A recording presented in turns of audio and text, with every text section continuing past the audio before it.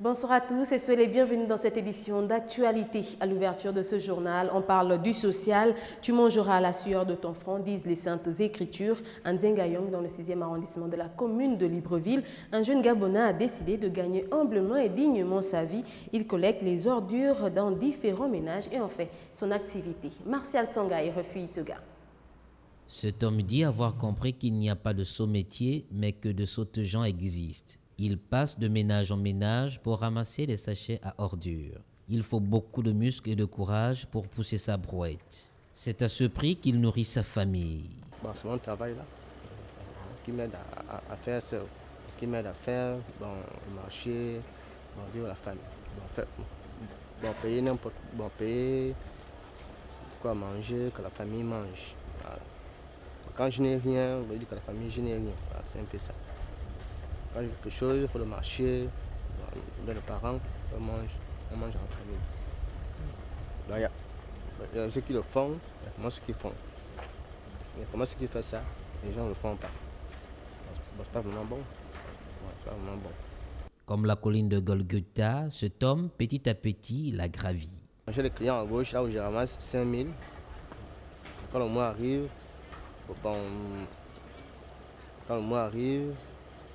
je prends 5 000 à partir du 6 jusqu'au 13. Voilà, c'est un peu ça. Ça m'avait déjà. J'étais à travail, j'étais partout, comme les autres font souvent. Voilà. J'étais à dragage. Là, j'ai fait un à gauche. À gauche. Il n'est pas encore fini, je ramasse encore. Mes clients qui m'avaient à droite, qui m'avaient mis aussi. J'ai beaucoup de sites là où je ramasse. C'est ici que finissent les sachets pleins d'ordures.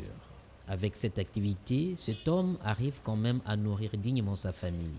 Comme quoi, tout chemin de croix conduit à la résurrection. Les médecins du secteur public et privé ont tenu une assemblée générale hier au centre hospitalier universitaire de Libreville. À l'issue de cette dernière, les hommes en blouse blanche ont décidé d'observer un mouvement de grève. Marvin Beryl.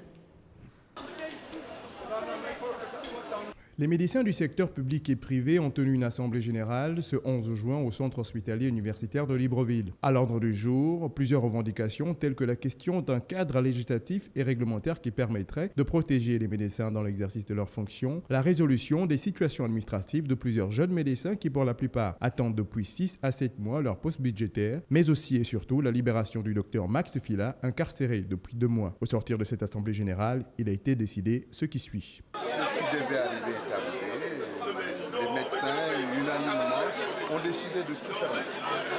Là, il y a une marche en direction du tribunal pour signifier au tribunal que nous sommes mécontents de leur façon de faire. Ils font mal et ce sont les malades qui vont en pâtir. Nous sommes tous des Gabonais, c'est notre pays. Voilà. Pour le membre du comité ad hoc, Dr Fila aurait dû être jugé avant d'être incarcéré. Nous n'avons même pas besoin d'être en grève pour dire que ça se passe mal. Des gens sont emprisonnés comme ça parce qu'ils veulent sauver des vies. Lorsqu'un médecin a mal fait, lorsqu'il a été reconnu coupable, mais on l'emprisonne. Ce n'est qu'un justiciable comme les autres. Mais si on n'arrive même pas, on ne prend même pas la peine de le juger, c'est pas la peine. Aussitôt après l'Assemblée générale, le portail du CHUL a été symboliquement fermé et la marche a été entamée. Et justement, après l'Assemblée générale, les médecins ont battu le bitume partant du centre hospitalier de Libreville pour le palais de justice. Une marche qui n'est pas arrivée à son terme car stoppée par les forces de l'ordre en cours de route. Retrouvons Marvin Beryl. Comme décidé à l'Assemblée générale, les médecins du secteur privé et public ont entamé une marche ce 11 juin du CHUL en direction du palais de justice. Puisque le ministère de la Justice est justement le pan qui représente le tribunal, nous pensions d'ailleurs qu'en allant à la justice ferait quelque chose en direction du parquet, ce que le ministère n'a pas fait. Nous allons nous-mêmes vers le parquet, marquer notre mécontentement. Il ne nous a pas reçus. Nous allons à la justice pour dire que nous sommes mécontents, nous sommes en prison et nous ne pouvons plus consulter ni soigner. Au niveau des feux tricolores des affaires étrangères, ils ont été sommés de s'arrêter et d'attendre le ministre de l'Intérieur qui aurait dit qu'il arrivait sur les lieux. On attend le ministre de l'Intérieur là. D'accord? On va à la justice. Le ministre de l'Intérieur veut qu'on s'arrête là, on s'arrête d'abord là. On ne quitte pas de la chaussée, c'est ce qu'ils ont voulu. Et nous, on n'avance pas.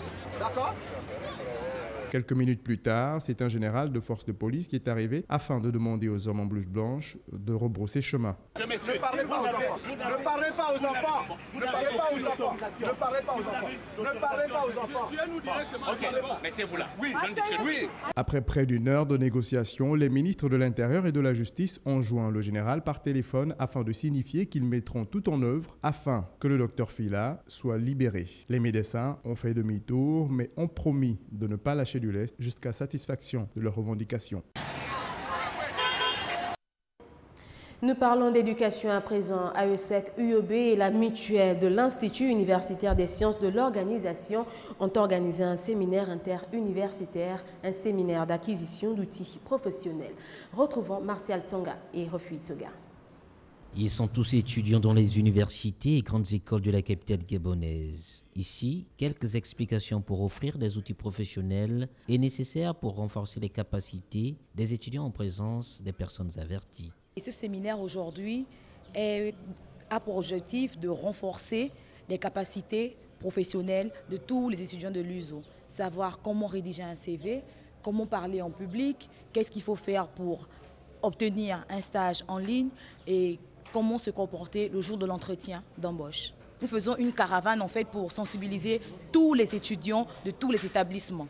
Ce séminaire, selon les dires du président d'AESEC, permettra aux étudiants de réussir lors des entretiens après leur formation universitaire. En ce jour, nous organisons le séminaire interuniversitaire sur l'acquisition d'outils professionnels par les étudiants. Il s'agit justement d'un événement qui consiste à donner aux étudiants des skills à avoir pour être beaucoup plus compétitifs sur le monde de l'emploi. Et sur ce, nous avons travaillé avec la mutuelle de l'Institut universitaire des sciences de l'organisation. Nous avons fait venir des professionnels pour qu'ils puissent justement partager leur expérience avec les participants ici, qui sont majoritairement les étudiants. Comment rédiger un CV gagnant, comment trouver un stage et un emploi en ligne et comment réussir son entretien étaient entre autres thèmes développés lors de ce séminaire. Et pour la boucle de ce journal, on parle de sport. Gabon-Côte d'Ivoire, premier match des éliminatoires du groupe 1. Gabon, pays organisateur de la prochaine édition de la Coupe d'Afrique des Nations de football, rencontre ce week-end les éléphants de la Côte d'Ivoire. Suivant le reportage de Kenny Ongouri. C'est ce week-end que débute la course à la qualification pour la Coupe d'Afrique des Nations de football Gabon 2017. 51 pays répartis dans 12 poules de 4 équipes. Le Gabon, pays organisateur, loge dans le groupe I avec le Soudan, la Sierra Leone et la Côte d'Ivoire. Dans le cadre donc de ces éliminatoires, les éléphants de Côte d'Ivoire sont attendus dans la capitale gabonaise ce vendredi 12 juin pour livrer un match dans une poule où ils partent favoris, après leur sacre lors de la dernière édition en Guinée équatoriale. Mais sans Yaya Touré, leur milieu de terrain de Manchester City ménagé pour blessure. Quant à la sélection des Panthères, après sa défaite en amical face au MENA du Niger, elle se doit de relever la tête, même si le match en lui-même est sans réel enjeu pour les Panthères du Gabon. Il n'en demeure pas moins que l'équipe de Georges Costa est condamnée à présenter un meilleur visage face à une équipe de Côte d'Ivoire devenue son bourreau depuis plusieurs années maintenant. En 2006, les Ivoiriens l'avaient emporté sur le score de 5-0 en match aller et en match retour, les deux équipes se sont neutralisées sur un score vierge. L'équipe du Gabon enregistre tout de même quelques absences de taille, Moussa Vouking blessé et Didier Ibrahim Don qui lui a grand besoin de repos. Le staff technique affirme que l'état d'esprit des joueurs est au beau fixe, mais il faudra concrétiser cela sur le terrain. Le match est prévu pour le 14 juin prochain au stade de l'Amitié d'Akanda. Rappelons que le Gabon, pays organisateur de la CAN 2017, est déjà qualifié et sa participation aux éliminatoires n'aura aucune incidence. Voilà qui met un terme à cette édition d'information. Merci à vous de l'avoir suivi. L'information continue sur les www.gabonnews.com. Au revoir et bon début de week-end à tous.